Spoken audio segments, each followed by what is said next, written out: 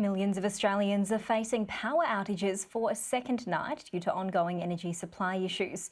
Price caps are in place and power generators have been told to keep running, even if it's not profitable. But the federal government is moving to reassure households they won't be plunged into darkness.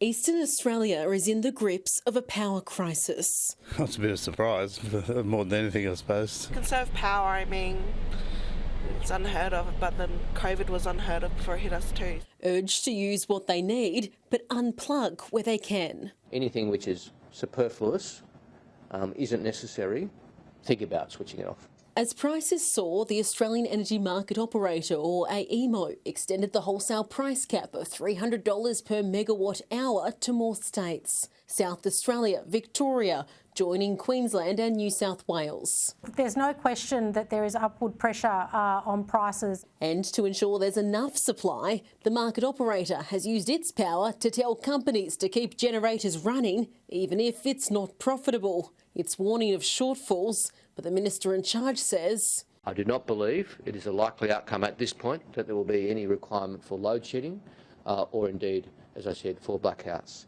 Meanwhile, as the global gas squeeze shows no signs of easing, the federal government is still weighing up whether to reform or pull the so-called gas trigger, limiting exports. So what we will do and are doing as a matter of urgency is a review and all things are on the table.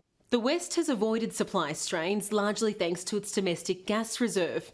And while the other side of the country is leaning on fossil fuels to get through the winter, WA's Premier revealed its last two coal-fired power stations will close years earlier than expected. The nature of technology is changing, which is making coal less and less viable.